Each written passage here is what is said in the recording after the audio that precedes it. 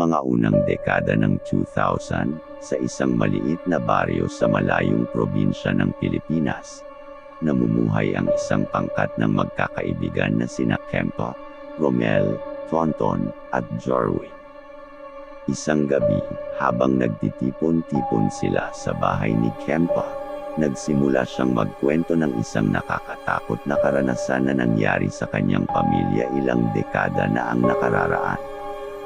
Isang gabi, ani Kempa, habang natutulog kami ng pamilya ko, biglang naguguluhan ang aming aso at tila may nararamdaman itong hindi pangkaraniwan. Sa kakaunti naming ilaw, napansin naming kumukutitap ang mga kandila ng parang may naglalakad na anino. Si Romel ay nagbigay ng sulyap ng takot at sinabi, "Aba, kapatid, yan siguro'y mga maligno. Mabuti at nagtapat ka sa isang albularyo para kahit paano ay maalis ang masamang espiritu." Nang araw na iyon, nagtungo silang apat sa tanyag na albularyo sa kalapit na bayan. Ang matandang albularyo na kilala bilang Aling Inang Maria ay matindi ang aura ng kabaturan. Tinanggap niya ang grupo ng may kakaibang pagtingin, tila ba alam na niya ang kanilang hinahanap. Aling Inang Maria ay nagbigay ng isang malupit na ritual, nagbasa ng dasal, at ipinasunod sa kanila ang isang matandang libro na may mga lumang talang nilalaman ng mga orasayon at pangalang pangontra sa mga maligno. Pinili nilang sumunod ng masusing upang maging maayos ang ritual. Pagkatapos ng ritual, nararamdaman ng grupo ang isang malakas na hangin na tila ba nagdadala ng malamig na simoy. Nang bumalik sila sa bahay ni Kempa, pakiramdam ng lahat ay mas magaan at tahimik. Ngunit habang lumilipas ang mga araw, napansin ni Tonton na tila ba may hindi tamang nagaganap sa kanilang paligid. Minsan, napapansin niyang nagigising siya sa gabi dahil sa mga nakakakilabot na tinig at nakatanim ang amang kamay sa kanyang noo. "Nakakatakot na para bang may dumudalaw sa atin, mga kapatid," sambit ni Tonton. "Parang may mga boses na nag-uusap at naririnig ko ang pangalan natin." Muling nagtungo sila sa albularyo upang kumonsulta. Ngunit sa halip na tulong, nagsimula nang lumalala ang mga pangyayari. Nakakarinig na sila ng malamlam na tawa tuwing gabi, tila ba kinukutya sila ng isang hindi nakikitang nilalang. Sa kabila ng takot, nagpasya silang magtago sa bahay ni Romel upang subukan nilang unawain ang sitwasyon. Sa isang gabi, habang nagmamasid sila sa mga nagaganap sa paligid, biglang nagdilim ang buong lugar. Ang lamang liwanag ay galing sa mga kandila na inilagay nila para mabatid ang anuman. Narinig nila ang mga hakbang na parang may naglalakad sa kahabaan ng bahay. Ang boses na nakakakilabot na nagsasalita ay parang galing sa malayo at malabo, ngunit unti-unti itong lumalapit. Tinutok ni Jarwin ang kanyang flashlight sa direksyon ng boses, at doon, sa dilim, nakita nila ang isang anino ng matandang babae na tila ba naglalakad patungo sa kanila. Nanginginig ang buong grupo, ngunit walang nakakita ng mukha ng anino. Si Kempa, na nanginginig sa takot, ang unang nagtanong, "Sino ka? Ano ang nais mo sa amin?" Ngunit sa halip na sagot, nagsimula ang anino na tumawa ng malakas. Isang tawa na nagbigay ng lamig sa mga laman ng bawat isa. Habang nagtatanong si Kempa, biglang huminto ang anino at napalitan ng tahimik na pag-iral sa paligid. Ang mga kandila ay biglang namatay, at ang mga pagulan ay nagdulot ng matinding dilim. Ang apoy sa kahoyang furry place ay tila nawala ng init. Bigla na lamang nagiba ang atmosfera ng kwarto. Ang hangin ay umiikot ng mabilis, at naririnig na parang may mga hiyaw na nanggagaling mula sa kaharian ng dilim. Isang malakas na bagay ang nagpatama kay Jarwin, na agad na napahagulgol sa takot. Mga kaibigan, ito na siguro ang mga maligno na hindi natanggal ng ritual. Sambit ni Romel na may takot sa kanyang boses. Biglang bumukas ang pinto ng tahimik, at sa kanyang silong ay lumitaw ang anino ng isang matandang babae na mas matindi ang anyo ngayon. Ang kanyang mga mata ay namumutla at tila ba may kapangyarihan na nagmumula sa kakaibang dimensyon. 3 gabi akong tatawa, sabi ng anino ng babae sa isang tinig na paminsan-minsan ay nag-iiba sa pagkabighani. 3 gabi akong mananakot, hanggang mawala ang takot sa puso ninyo.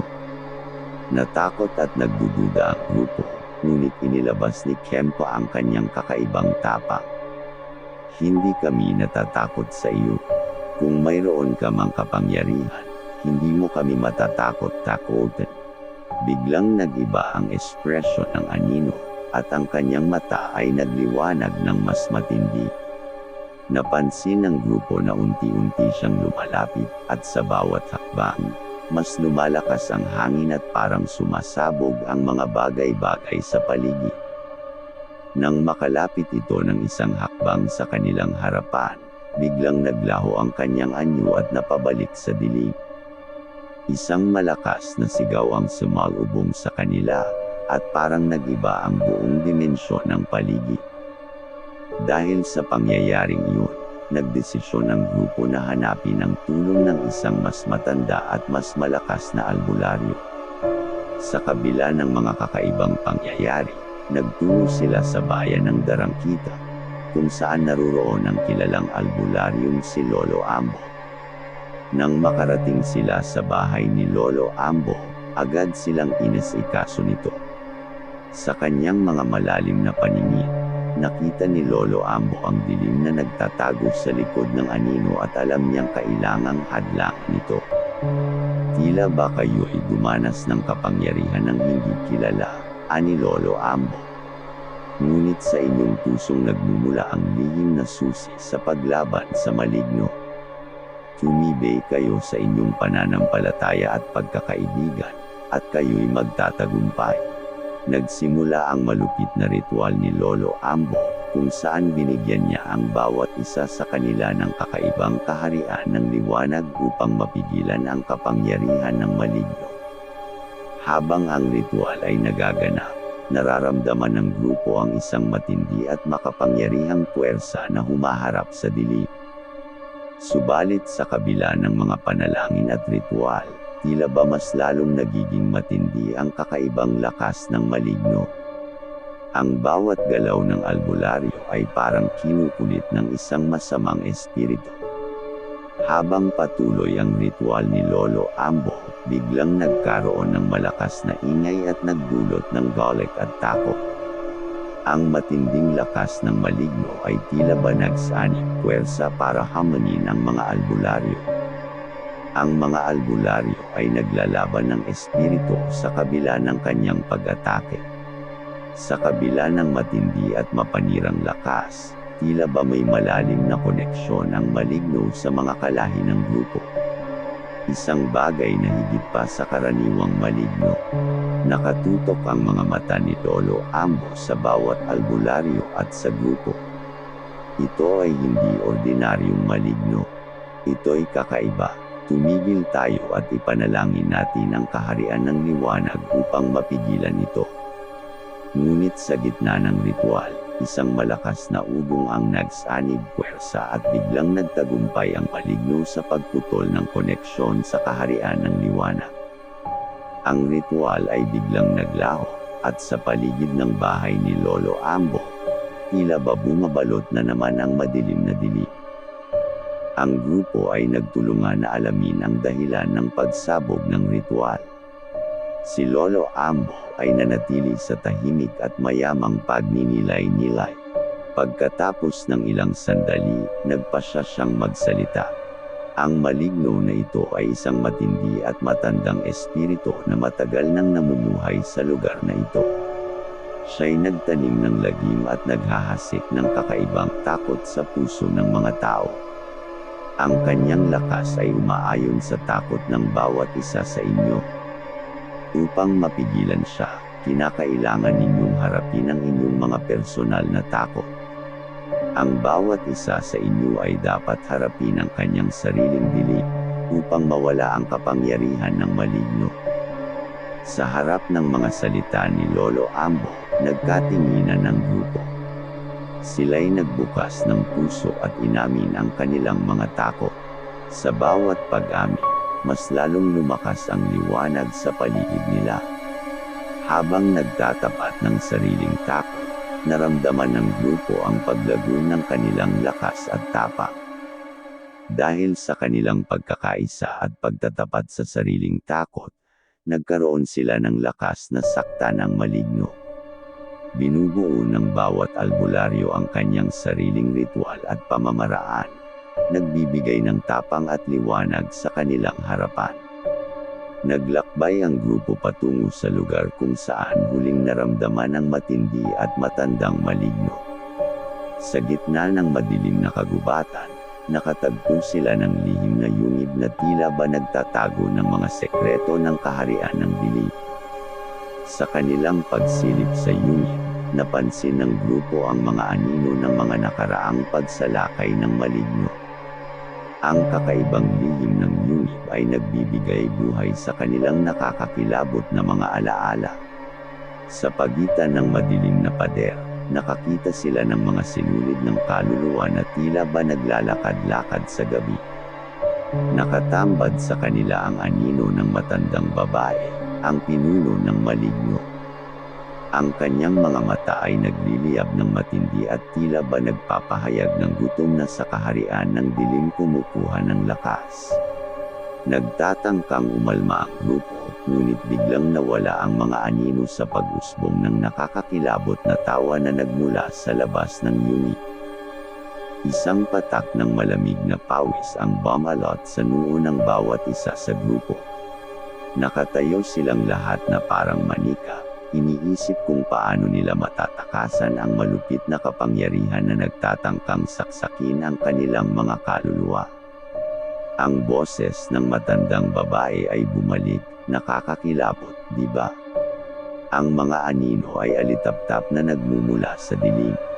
Ang inyong takot ay kanyang kinakain, at hanggang may takot sa inyong mga puso, kayo'y mananatiling kanyang bihirang handaan. Hindi nagtagal, ang kaharian ng liwanag na binuo ng grupo ay tila ba naubos ng kanyang tindi. Nawalan ng liwanag ang kanilang paligid, at biglang napuno ng malamig na hangin ng yungib, tila ba nagdadala ng mga pangako ng pangil ng dilim. Nakakatakot ba?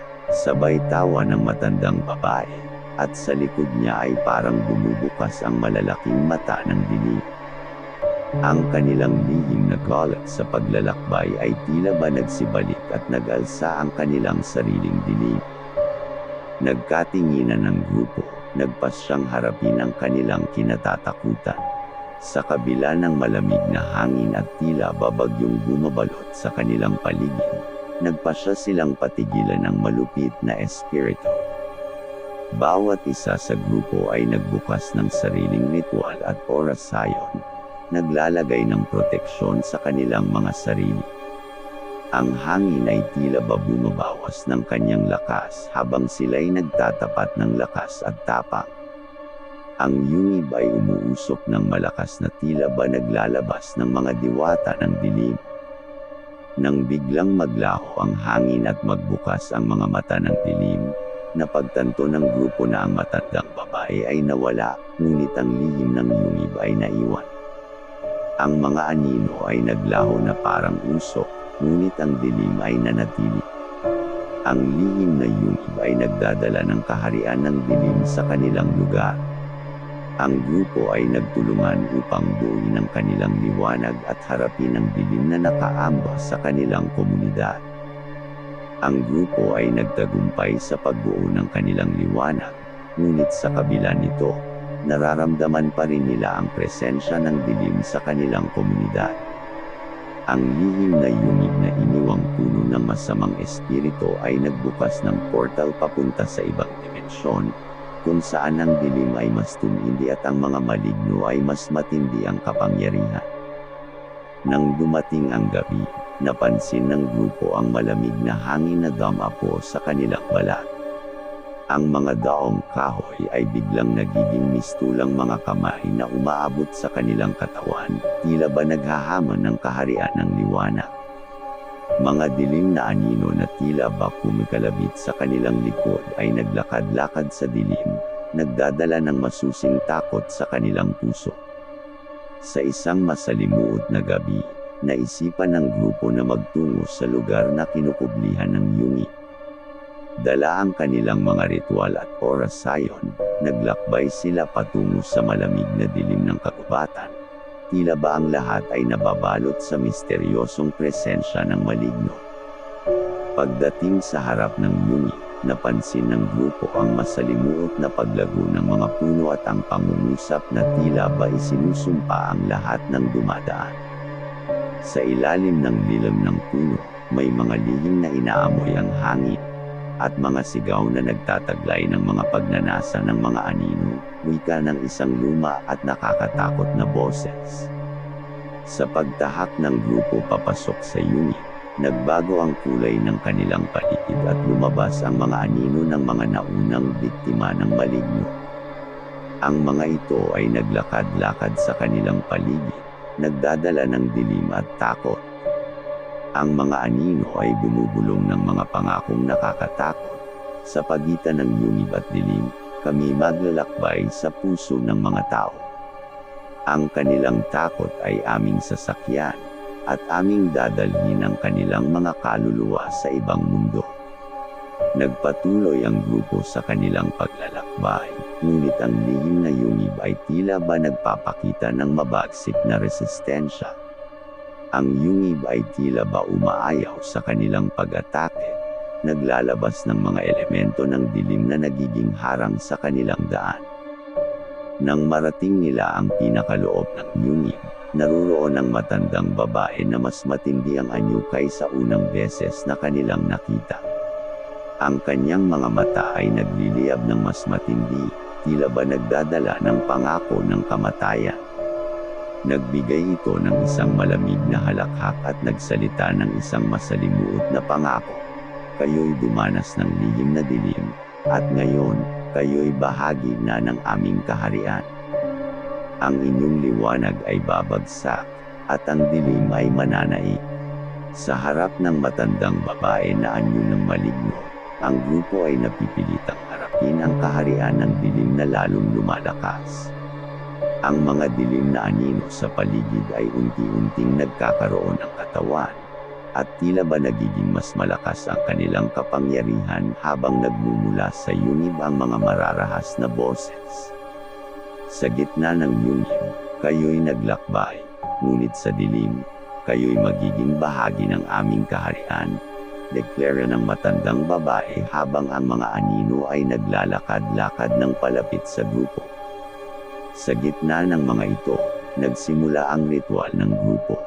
Binubuo nila ang isang makapangyarihang liwanag sa harap ng matandang babae. Nag-aalab ng lihim na liwanag at pagsalungat sa kapangyarihan ng maligno. Ngunit sa gitna ng ritual, biglang naglakbay ang mga anino patungo sa liwanag. Tila ba naghahanap ng pagkakataong lumabas sa malupit na pagkakagapos ng kaharian ng dilim. Ang lihim na liwanag ay tila ba nagiging pinto sa ibang dimensyon, kung saan ang dilim ay hindi kayang pumasok. Napansin ng grupo na nagiging masalimuot ang yungib habang pilit itong nilalabanan ng matandang babae. Ang mga puno ay tila ba nagiging kamay na umaaligid at naglalabas ng malamig na pawis. Ang hangin ay parang hinihimot sila, nagdadala ng simoy ng kamatayan. Nang biglang magalsa ang isang masidhing sigaw mula sa matandang babae, ang yungib ay tila ba naguguluhan at nagsimula ng magiba.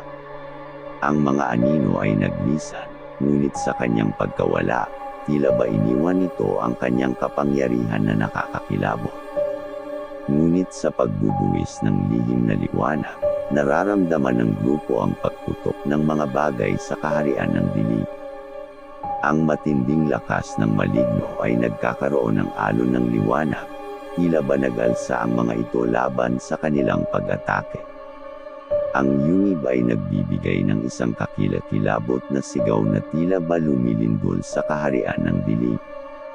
Ang mga pader ay naglalabas ng mga anino ng mga nagdaang karanasan, mga kaluluwa ng mga inosenteng biktima na nanganganib muling mabihag.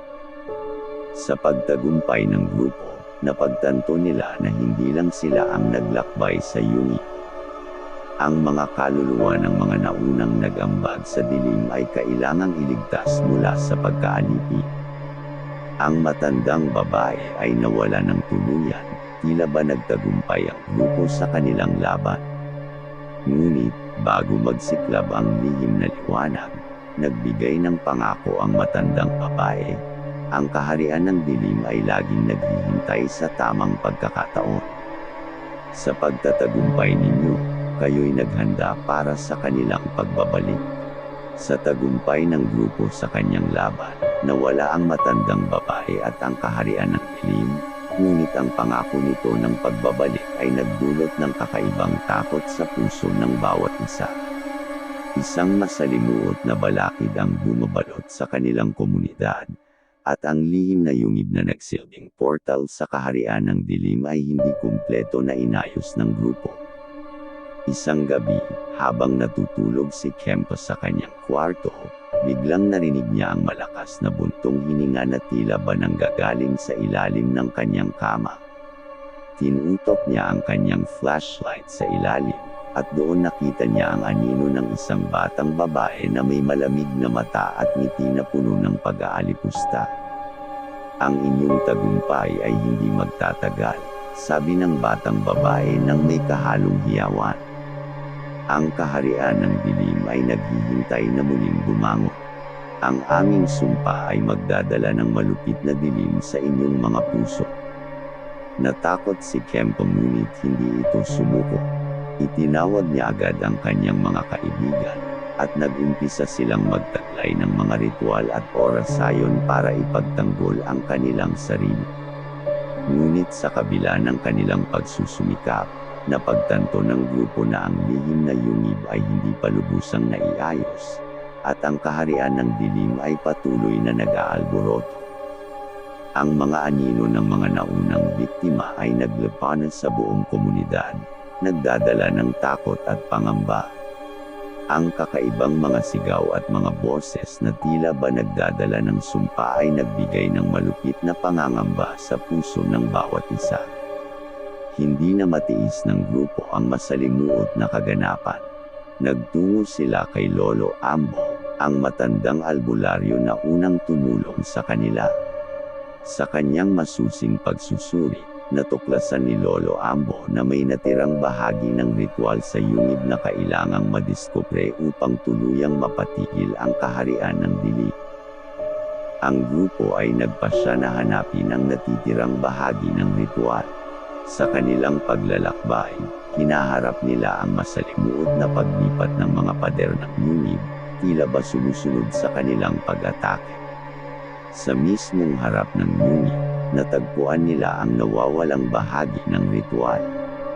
Subalit, bago pa man nila ito makuha, biglang sumambulat ang anino ng matandang babae.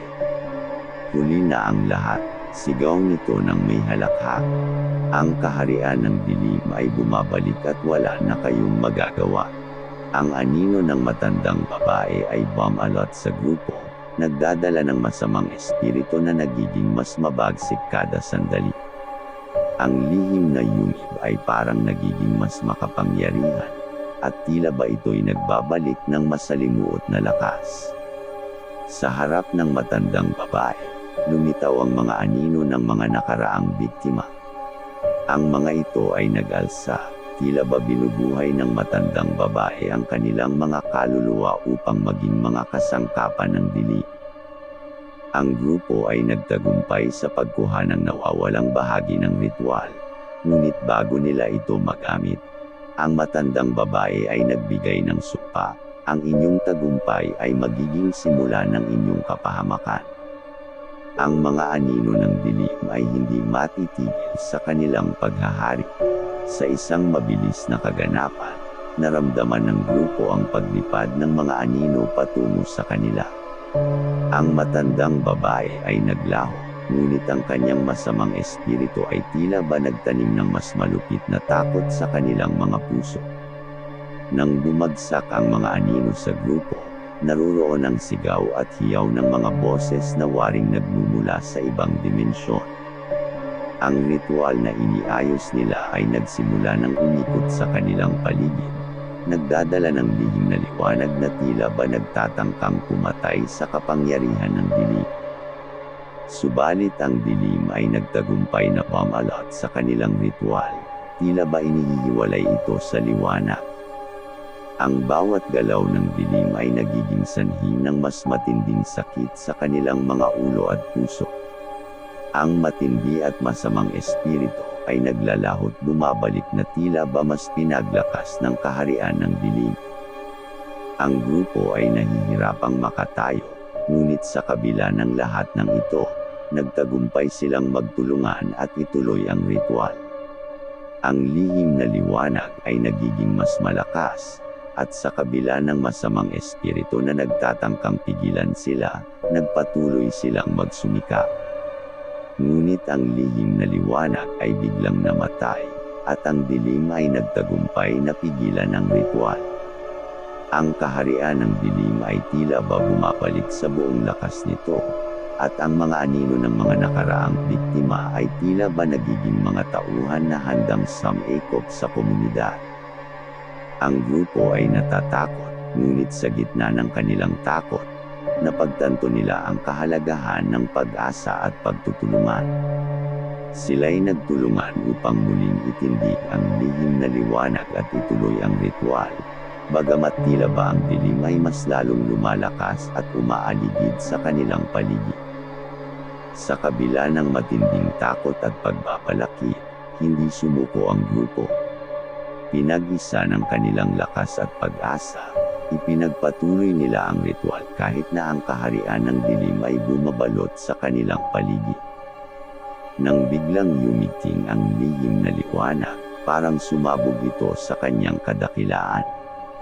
Ang mga anino ng dilim ay unti-unti nang namamahay, naglalahot bumabalik sa kaharian ng dilim. Ang kaharian ng liwanag ay nagtagumpay sa huli, ngunit hindi nawala ang kahabaan ng kanilang pakikibaka. Nagbigay-pugay si Lolo Ambo sa grupo sa kanilang tapang at pagtutulungan. Kayo'y nagtagumpay sa harap ng pinakamalupit na kalaban. Subalit tandaan, ang dilim ay laging nag-aalay ng hamon. Hindi natin alam kung kailan ito muling babalik, ngunit kailangan tayong maging handa. Ang komunidad ay nagkaroon ng kaharian ng liwanag at kapayapaan. Ngunit ang mga biktima ng dilim ay hindi kailanman makakalimutan ang sakit na kanilang naranasan. Ang grupo ng albularyo, sa kanilang mga karanasan, ay nagiging bantayog ng pag-asa at tapang sa kanilang bayan. Ngunit ang dilim ay hindi nakakalimot. Habang ang komunidad ay nagdiriwang ng kanilang tagumpay, nagbabadya ang anino ng matandang babae sa lelayan ng dilim. Isang ngiti ng malupit na pangako ay sumilay sa kanyang mga labi, isang palatandaan na ang laban ay hindi pa tapos. Ang lihim na yungin, bagamat napigilan, ay hindi lubos na natuklasan. Ang grupo ay nagbabantay, laging handa na humarap sa anumang panganib na maaaring muling bumalik. Habang ang komunidad ay naglalakbay patungo sa mas mapayapa at liwanag na kinabukasan, ang anino ng matandang babae ay naglalakad-lakad sa mga dilim, naghihintay ng tamang sandali upang muling maghasik ng lagim. Sa pagtatapos ng kwento, ang tagumpay ng grupo ay ipinadama ang halaga ng pag-asa, tapang, at pagkakaisa.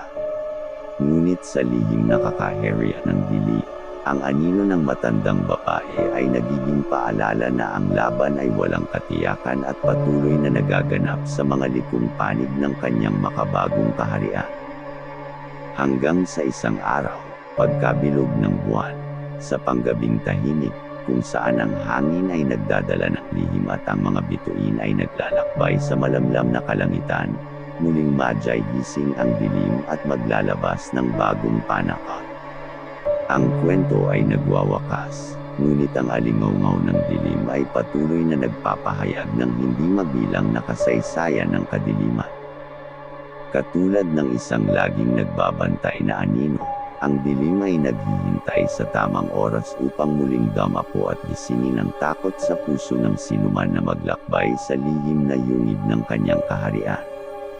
Salamat sa walang sawang suporta at panunood mga kapkwento ng kaba. Please subscribe, like and share.